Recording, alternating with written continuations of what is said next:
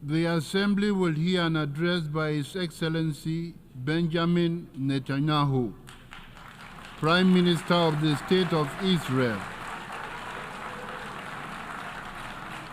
I request protocol to escort His Excellency and invite him to address the Assembly.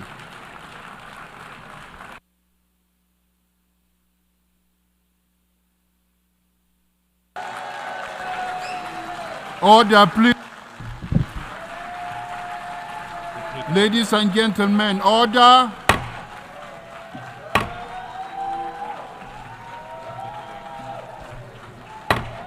Order, please.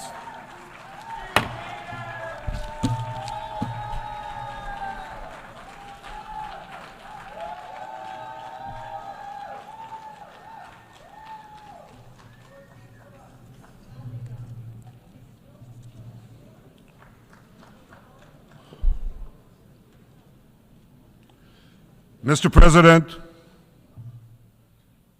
ladies and gentlemen, I didn't intend to come here this year. My country is at war, fighting for its life. But after I heard the lies and slanders leveled at my country by many of the speakers at this podium, I decided to come here and set the record straight.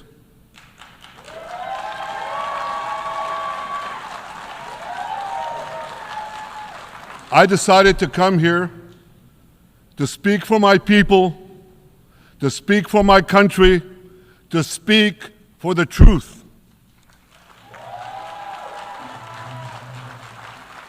And here's the truth. Israel seeks peace. Israel yearns for peace. Israel has made peace and will make peace again.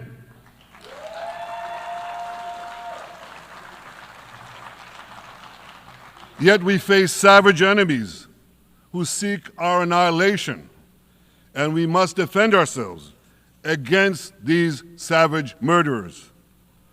Our enemies seek not only to destroy us, they seek to destroy our common civilization and return all of us to a dark age of tyranny and terror. When I spoke here last year, I said we faced the same timeless choice that Moses put before the people of Israel thousands of years ago.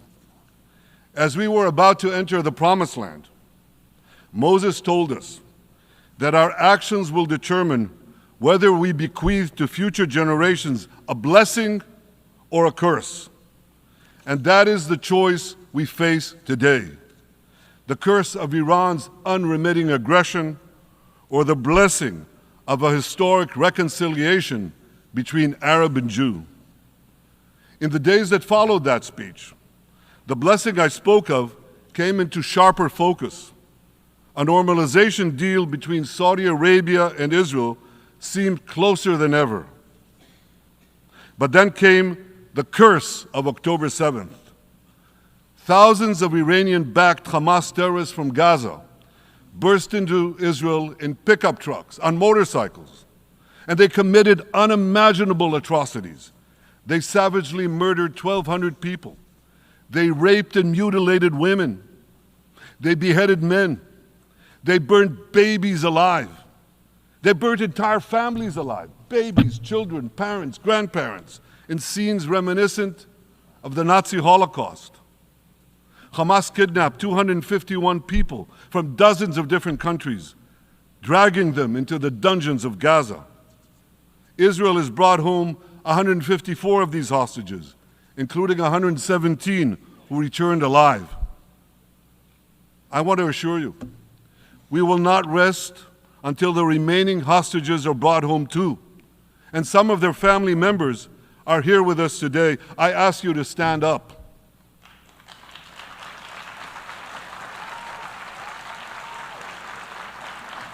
With us is Eli Stevie, whose son Idan was abducted from the Nova Music Festival. That was his crime. A music festival. And these murderous monsters took him. Kobe Smirno, whose son Jonathan was murdered, and his corpse was taken into the dungeons, into the terror tunnels of Gaza. A corpse held hostage. Salim al-Atrash, whose brother Muhammad, a brave Arab-Israeli soldier, was murdered. His body too was taken to Gaza. And so was the body of Ifat Hyman's daughter in Bar, who was brutally murdered at that same music festival.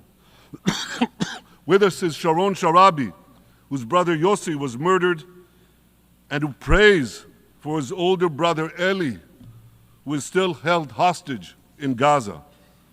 And with us too is Yizhar Lifshitz from kibbutz Nir Oz, a kibbutz that was wiped out by the terrorists. Thankfully, we achieved the release of his mother Yocheved, but his father Oded is still languishing in an underground terrorist hell of Hamas. I again promise you, we will return your loved ones home. We will not spare that effort until this holy mission is accomplished.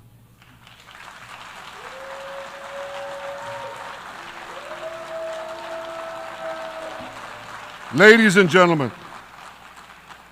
the curse of October 7th began when Hamas invaded Israel from Gaza, but it didn't end there. Israel was soon forced to defend itself on 6 more war fronts organized by Iran. On October 8th, Hezbollah attacked us from Lebanon. Since then, they fired over 8,000 rockets at our towns and cities, at our civilians, at our children. 2 weeks later, the Iran-backed Houthis in Yemen launched drones and missiles at Israel, the first of 250 such attacks, including one yesterday aimed at Tel Aviv. Iran's Shiite militias in Syria and Iraq have targeted Israel dozens of times over the past year as well. Fueled by Iran, Palestinian terrorists in Judea and Samaria perpetrated scores of attacks there and throughout Israel. And last April, for the first time ever, Iran directly attacked Israel from its own territory, firing 300 drones, cruise missiles, and ballistic missiles at us. I have a message for the tyrants of Tehran. If you strike us, we will strike you. There is no place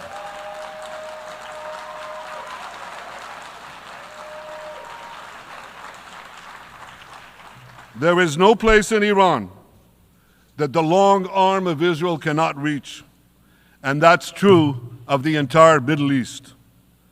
Far from being lambs led to the slaughter, Israel's soldiers have fought back with incredible courage and with heroic sacrifice. And I have another message for this assembly and for the world outside this hall. We are winning.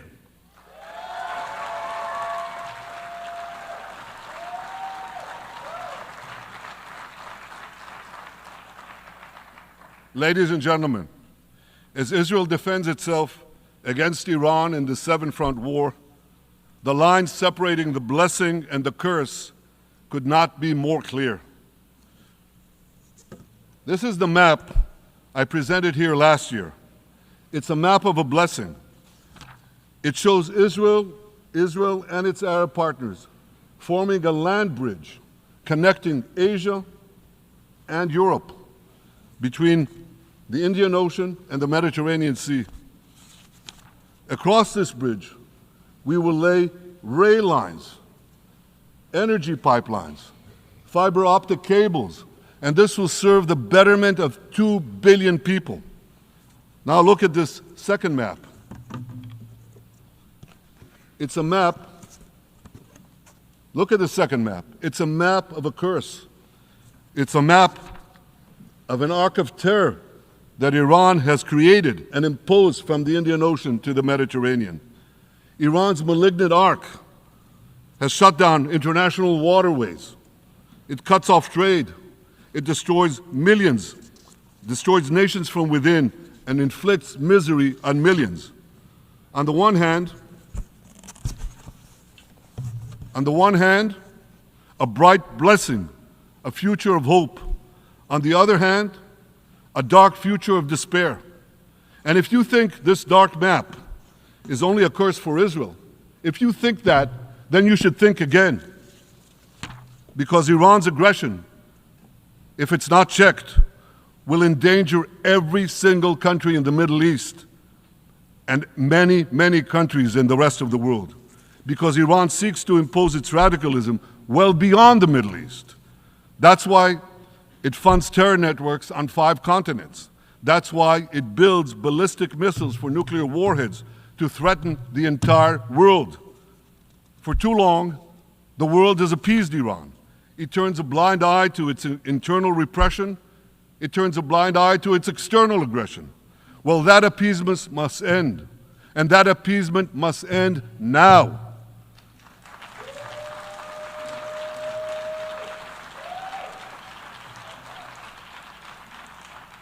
Nations of the world should support the brave people of Iran who want to rid themselves of this evil regime.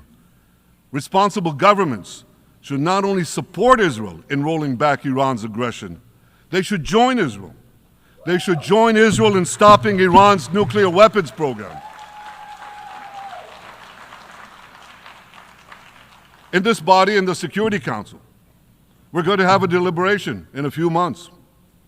And I call on the Security Council to snap back UN Security Council sanctions against Iran, because we must all do everything in our power to ensure that Iran never gets nuclear weapons.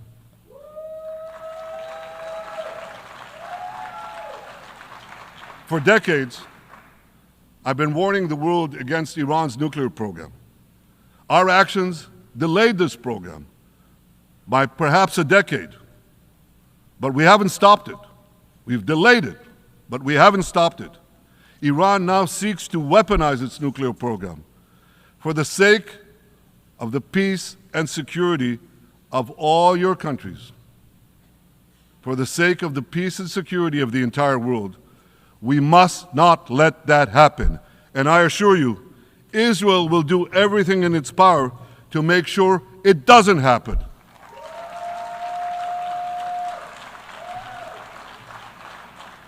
So, ladies and gentlemen, the question before us is simple. Which of these 2 maps that I showed you will shape our future? Will it be the blessings of peace and prosperity for Israel, our Arab partners, and the rest of the world? Or will it be the curse in which Iran and its proxies spread carnage and chaos everywhere? Israel has already made its choice. We've decided to advance the blessing. We're building a partnership for peace with our Arab neighbors while fighting the forces of terror that threaten that peace. For nearly a year, the brave men and women of the IDF have been systematically crushing Hamas's terror army that once ruled Gaza.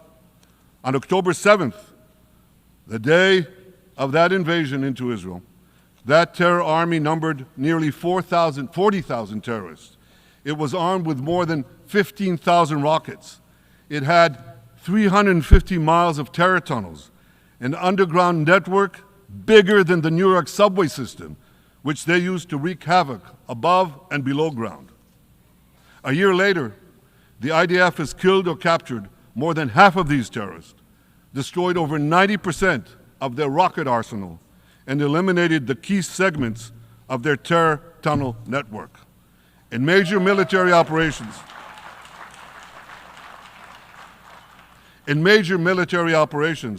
we destroyed nearly all of Hamas's terror battalions, 23 out of 24 battalions. Now, to complete our victory, we are focused on mopping up Hamas's remaining fighting capabilities. We are taking out senior terrorist commanders and destroying remaining terrorist infrastructure. But all the while, and I'll say this one more time, we remain focused on our sacred mission, bringing our hostages home, and we will not stop until that mission is complete. Now, ladies and gentlemen, even with Hamas's greatly diminished military capability, the terrorists still exercise some governing power in Gaza by stealing the food that we enable aid agencies to bring into Gaza. Hamas steals the food, and then they hike the prices. They feed their bellies, and then they fill their coffers with money that they extort from their own people. They sell the stolen food at exorbitant prices. And that's how they stay in power. Well, this too has to end, and we're working to bring it to an end.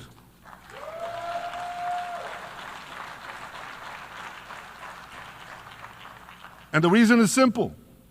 Because if Hamas stays in power, it will regroup, rearm, and attack Israel again and again and again, as it is vowed to do. So Hamas has got to go.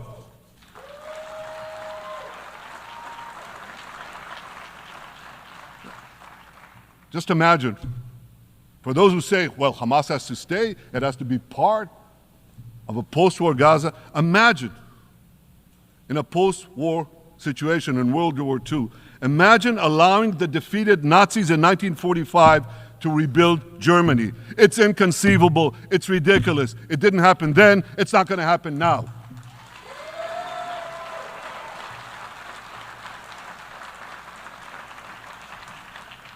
This is why Israel will reject any rule for Hamas in a post-war Gaza. We don't seek to resettle Gaza. What we seek is a demilitarized and de-radicalized Gaza. Only then can we ensure that this round of fighting will be the last round of fighting. We are ready to work with regional and other partners to support a local civilian administration in Gaza committed to peaceful coexistence. As for the hostages, I have a message for the Hamas captors. Let them go. Let them go. All of them. Those alive today must be returned alive, and the remains of those whom you brutally killed must be returned to their families. Those families here with us today, and others in Israel, deserve to have a resting place for their loved ones, a place where they can grieve and remember them. This war, ladies and gentlemen, this war can come to an end now. All that has to happen is for Hamas to surrender, lay down its arms, and release all the hostages. But if they don't, we will fight until we achieve victory, total victory. There is no substitute for it.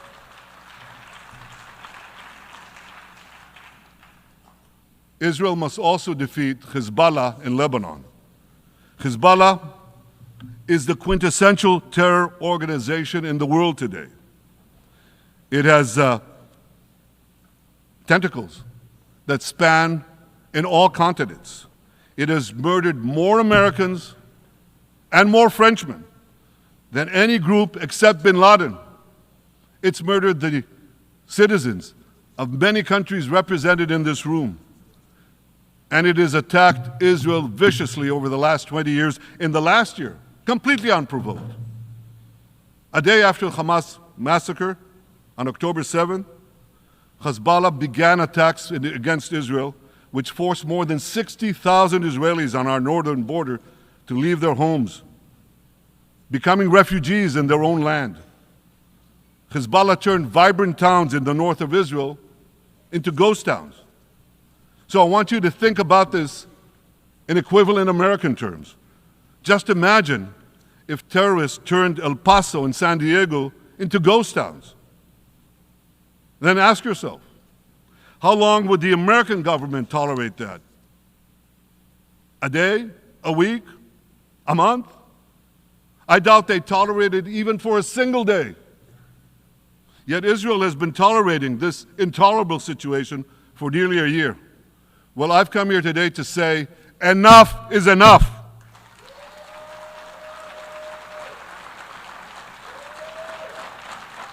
We won't rest until our citizens can return safely to their homes.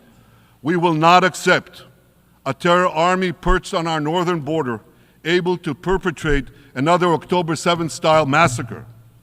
For 18 years, Hezbollah brazenly refused to implement UN Security Council Resolution 1701, which requires it to move its forces away from our borders. Instead, Hezbollah moved right up to our border. They secretly dug terror tunnels to infiltrate our communities and indiscriminately fired thousands of rockets into our towns and villages. They fire these rockets and missiles not from military sites, not from that. They do that too.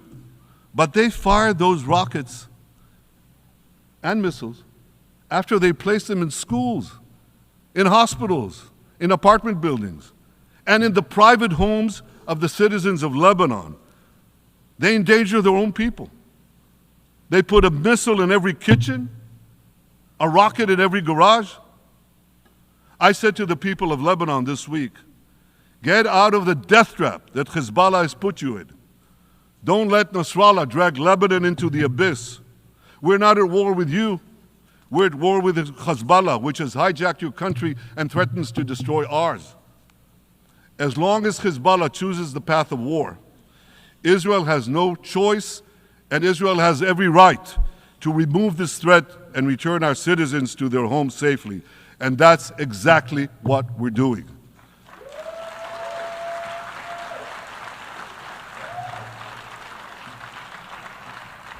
Just this week, the IDF destroyed large percentages of Hezbollah's rockets, which had built with Iran's funding for 3 decades.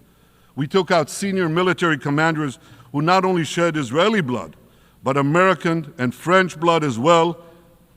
And then we took out their replacements, and then the replacements of their replacements. And we'll continue degrading Hezbollah until all our objectives are met.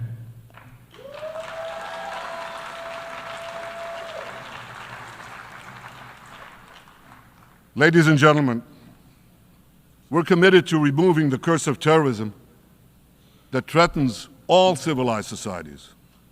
But to truly realize the blessing of a new Middle East, we must continue the path we paved with the Abraham Accords 4 years ago. Above all, this means achieving a historic peace agreement between Israel and Saudi Arabia.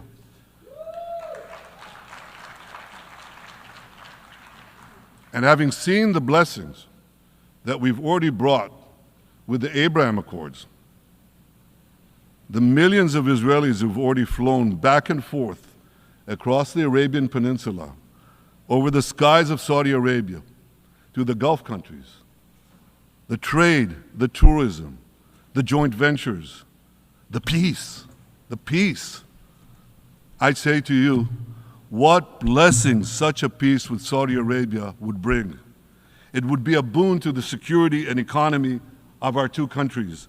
It would boost trade and tourism across the region. It would help transform the Middle East into a global juggernaut. Our two countries could cooperate on energy, water, agriculture, artificial intelligence, and many, many other fields. Such a peace, I'm sure, would be a true pivot of history. It would usher in a historic reconciliation between the Arab world and Israel, between Islam and Judaism, between Mecca and Jerusalem.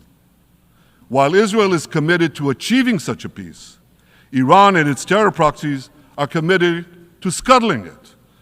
That's why one of the best ways to foil Iran's nefarious designs is to achieve the peace. Such a peace would be the foundation for an even broader Abrahamic alliance.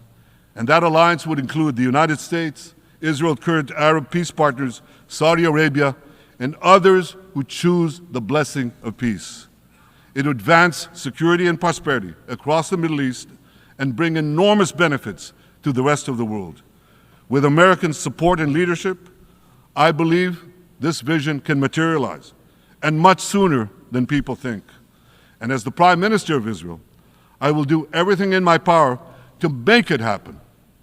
This is an opportunity that we and the world should not let go by.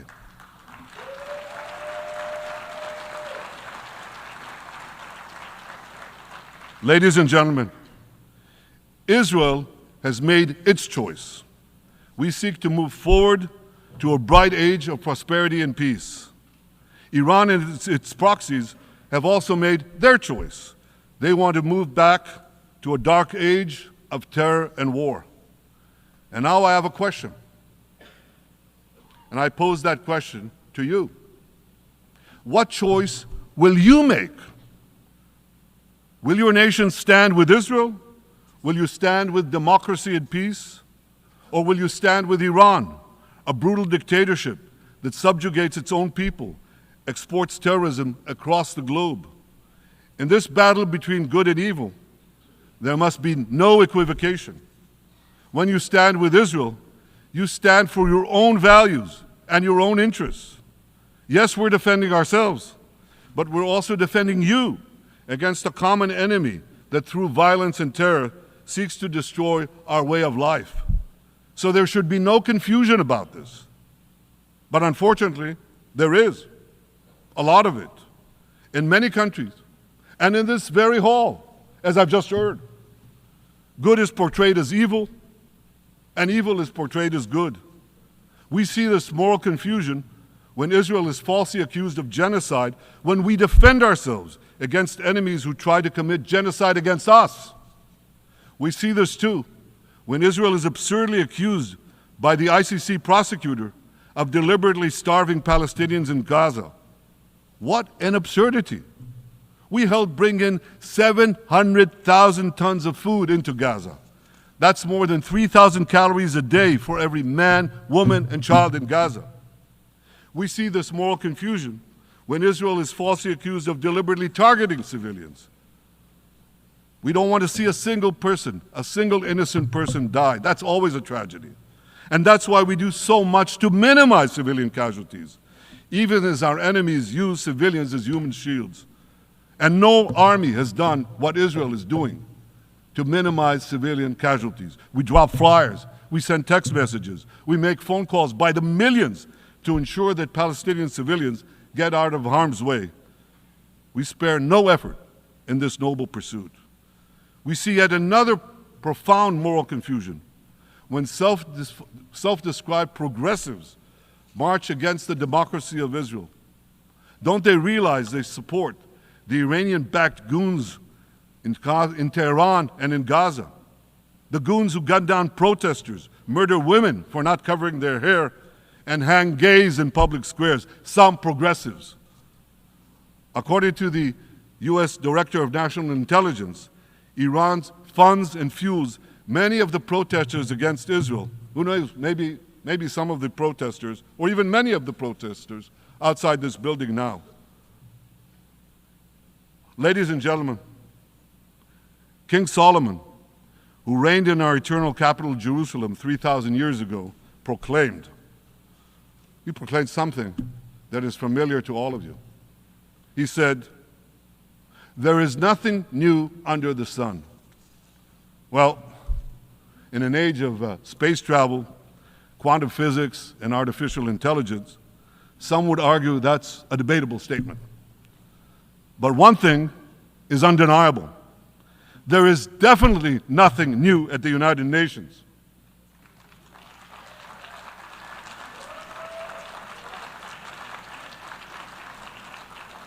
Take it from me.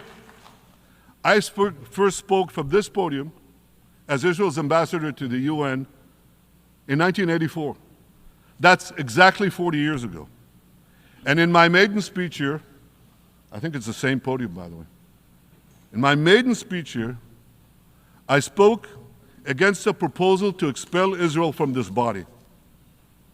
4 decades later, I find myself defending Israel against that same preposterous proposal. And who's leading the charge this time? Not Hamas, but Abbas, Palestinian Authority President Mahmoud Abbas. This is the man who claims he wants peace with Israel. Yet he still refuses to condemn the horrific massacre of October 7th. He's still paying hundreds of millions to terrorists who murder Israelis and Americans. It's called pay for slay. The more you murder, the more you get paid. And he still wages unremitting diplomatic warfare against Israel's right to exist and against Israel's right to defend itself. And by the way, they amount to the same thing. Because if you can't defend yourself, you can't exist. Not in our neighborhood, certainly, and maybe not in yours. Standing in this podium 40 years ago, I told the sponsors of that outrageous resolution to expel Israel, gentlemen, check your fanaticism at the door. Today, I tell President Abbas and all of you who would shamefully support that resolution, check your fanaticism at the door. The singling out of the one and only Jewish state continues to be a moral stain on the United Nations. It has made this once respected institution contemptible in the eyes of decent people everywhere. But for the Palestinians, this UN House of Darkness is home court. They know that in this swamp of anti-Semitic bile, there's an automatic majority willing to demonize the Jewish state on anything. In this anti-Israel flat earth society, any false charge, any outlandish allegation can muster a majority. In the last decade, there have been more resolutions passed against Israel in this hall at the UN General Assembly than against the entire world combined. Actually, more than twice as many. Since 2014, this body condemned Israel 174 times. It condemned all the other countries in the world 73 times. That's more than 100 extra condemnations for the Jewish state. What hypocrisy, what a double standard, what a joke. So the UN's hostility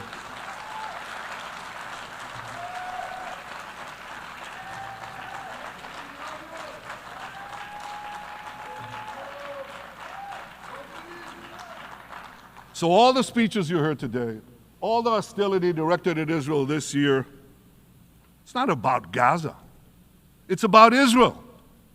It's always been about Israel's very existence. And I say to you, until the Jewish state is treated like other nations, until this anti-Semitic swamp is drained, the UN will be viewed by fair-minded people everywhere as nothing more than a contemptuous farce. Now, given the anti-Semitism at the UN, it should surprise no one that the prosecutor at the ICC, one of the UN's affiliated organs, is considering issuing arrest warrants against me and Israel's defense minister, the democratically elected leaders of the democratic state of Israel. The ICC prosecutors rushed to judgment. His refusal to treat Israel with its independent courts the way other democracies are treated is hard to explain by anything other than pure anti-Semitism. Ladies and gentlemen, the real war criminals are not in Israel. They're in Iran. They're in Gaza, in Syria, in Lebanon, in Yemen. Those of you who stand with these war criminals, those of you who stand with evil against good, with a curse against the blessing, those of you who do so should be ashamed of yourselves.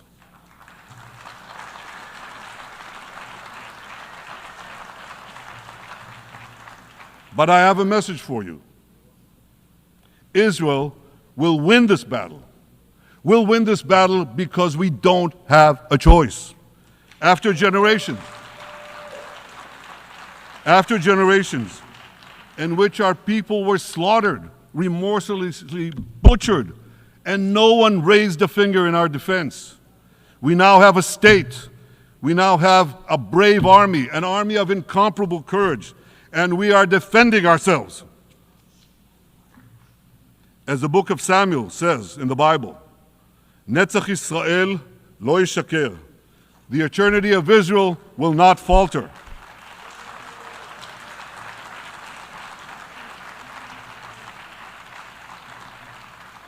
In the Jewish people's epic journey from antiquity, in our odyssey through the tempest and upheavals of modern times, that ancient promise has always been kept, and it will hold true for all time.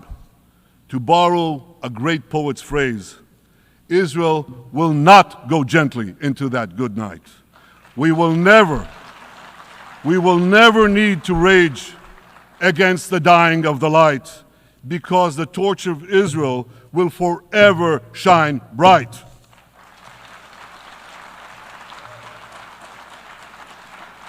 To the people of Israel and to the soldiers of Israel, I say, be strong and of good courage.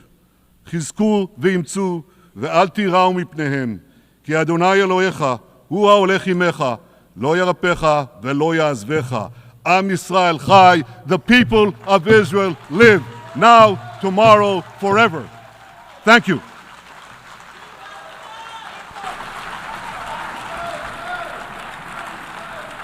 On behalf of the Assembly, I wish to thank the Prime Minister of the State of Israel